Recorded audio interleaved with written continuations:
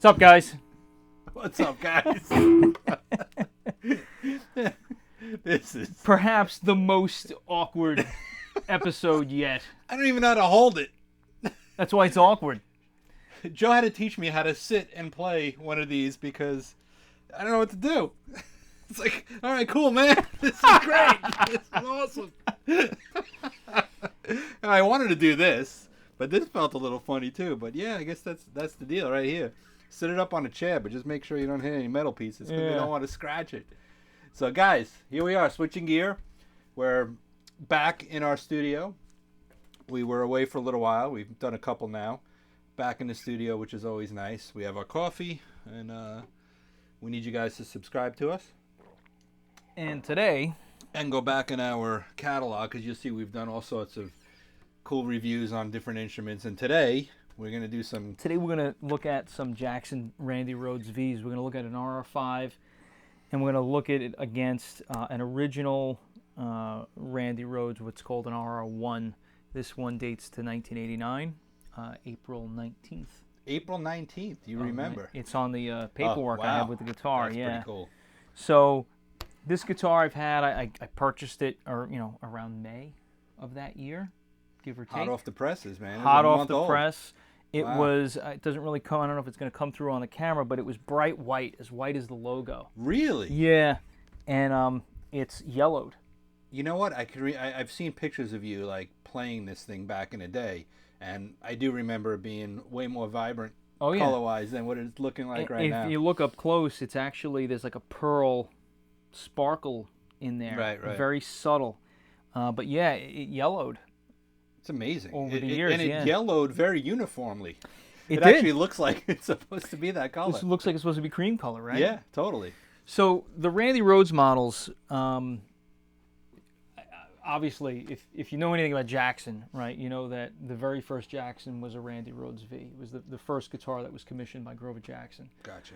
And it had a slightly different body shape. It was a wider body shape. It had block inlays like a Les Paul. It had a different logo, which is very much like the logo on one of the Strats we looked at, one of the soloists we looked at the Music Zoo. Yep, got it.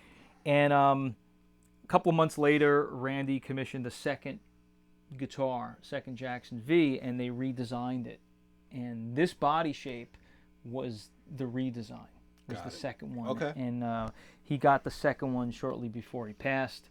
And then it became the iconic instruments that we're looking at today. And the second instrument looked a lot like this. It had this sort of layout with the black and gold, no tremolo system, and 2 Duncan pickups. This is an RR5, which is sort of more of an entry level. Import, yeah, it is neck through, which is pretty cool for an entry level guy. It's insane to try to play this thing. They have to really be played standing up. Yep. Yeah, with Strat. Yeah, definitely. Strap. Yep. With a Strat. I'd rather 2 play guitars with a Strat. on. Right. So,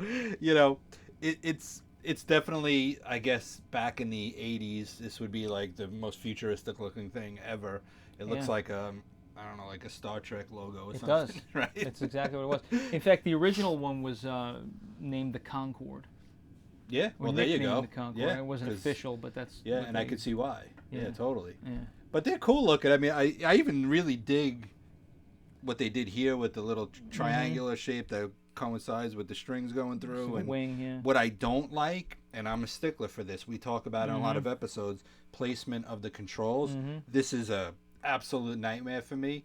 If I had to deal with this, I would probably have to be committed because I can't even get my finger in here to change pickups.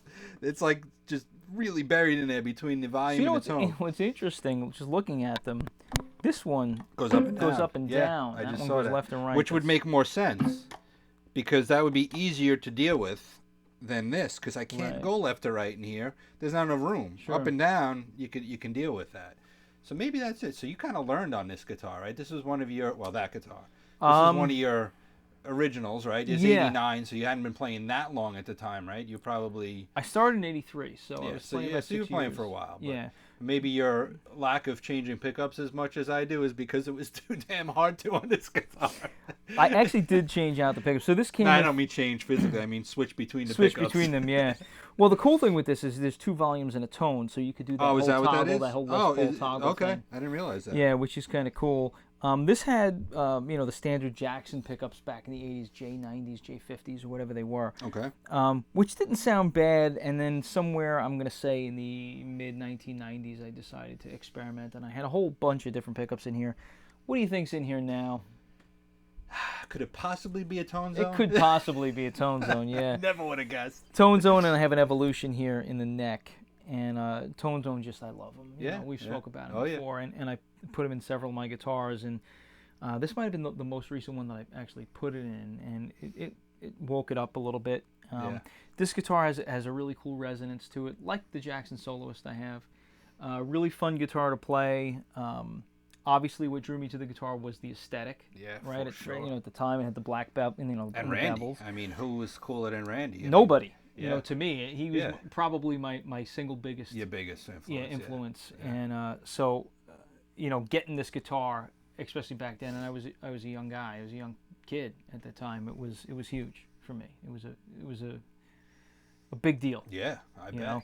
And I've cherished it ever since. I still pull it out and play it every now and again. Yeah. And it's a cool guitar. It's got a nice neck. It feels good. It sounds good. It's got Floyd. It's got a Floyd, Stays in Jackson tune. licensed Floyd. It stays in tune. It's a cool guitar. Yeah. This one's cool. Looking.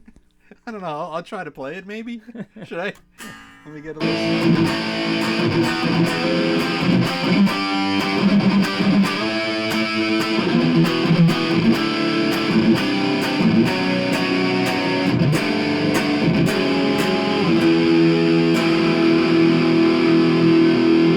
Actually sounds really medium. It's got Duncans in there. Do Yeah, you know what Duncans are in there? No, I have no clue.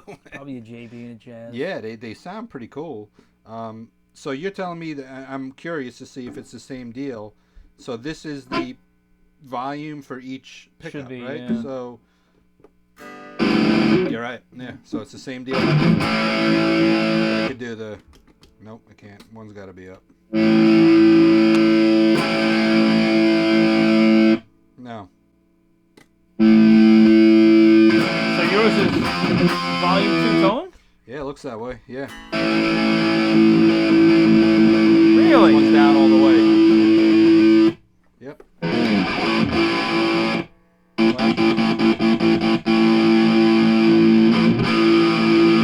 That's what I wanted to do.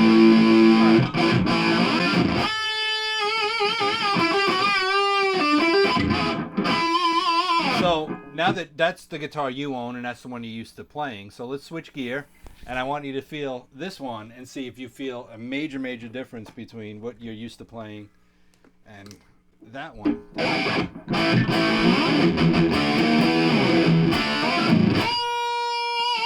Right off the bat, yes. So the neck profile is different. I'm going to say this feels wider and it feels a little flatter. This has small frets, which if you do a little bit of research, Randy actually preferred small frets, and he wanted small frets on his Jackson.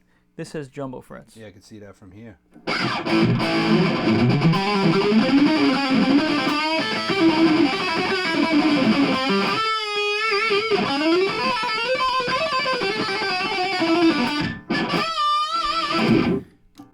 I keep thinking this is the volume. Yeah. It's weird.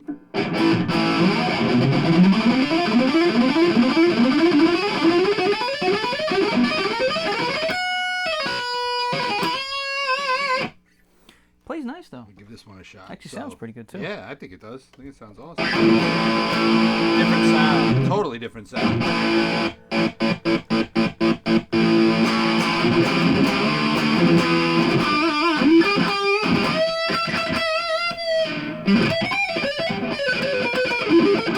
Not all the way up.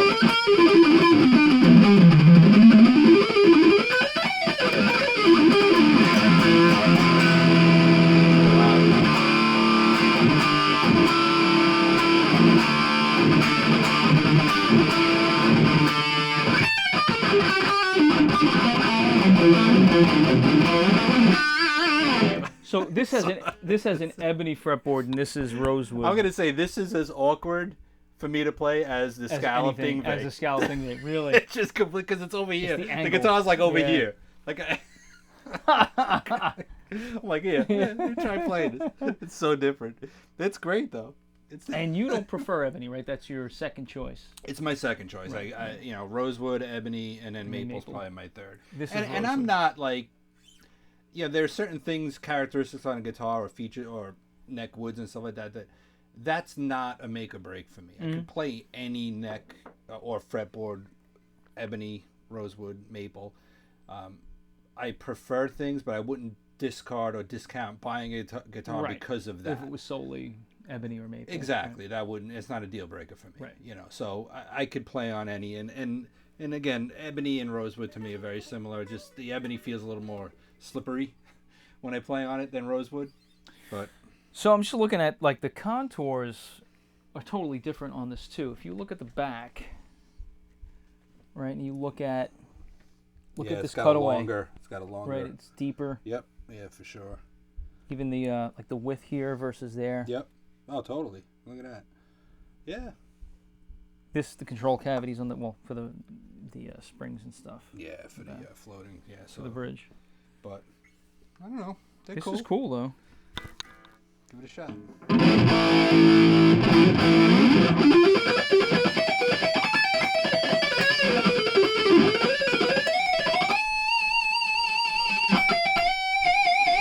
Sounds good.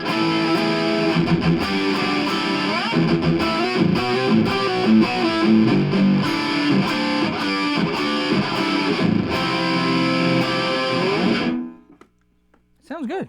Yeah, Plays good too. I like it. What's the verdict? Well, this one has to win for me. I mean, it's got a couple, even just feature-wise, I like the fact that it's got the Floyd. Mm-hmm. For me, I always like the Floyd better, and I like the fact that you can do the little kill switch trick Right. here. And it is, look, this is the real deal, Right. and you can feel it. Yeah. It can feel it. But that's just as cool looking. In fact, I think, if this was bright white still, maybe it would be like more stunning. But that I do like the gold black and against gold, the black. yeah. I think it's kind of a I cool do too. aesthetic. So it's nice, but yeah, this one's got to win. And I think in some of the other episodes where we're talking about entry-level instruments and how they're, good bang for the buck. This is definitely, if you want a Randy Rhoads model, RR5 is the way to go. Yeah, I think it if you're falls on a into budget. that category of guitars that are non-budget breakers that are still very good instruments. Right. And again, we always talk about how you could do little things like change pickups. So if the stock pickups aren't great, swap Which them is out. what I did there. I mean, this has got Duncans and they sound great. Yeah. Right out of the Yeah. Sounds mean. Yeah, 100%. And it feels good. I mean, we did a little fret test, and it feels pretty good there. And another thing, if you ever had to get that, if you bought a cheaper guitar, you get them filed down. It's not a big Bring it to a luthier. Yeah, And they'll take care of that for you. So, but yeah, I'm gonna go with this one as the winner. But I think that one looks probably right now looks a little better only because this thing's been yellowed out. But but I do like this guitar better. Me You? too. Yeah, me too. I'm a little biased. You A own little it. biased. You've had it been for 30 married to it years. since '89. Yeah.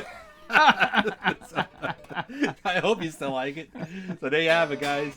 All right. Randy Rhoads stuff, and here we go. I like this one. He likes this one. This one's the winner. It is. We'll see you next time. Subscribe to us. Yep. Peace.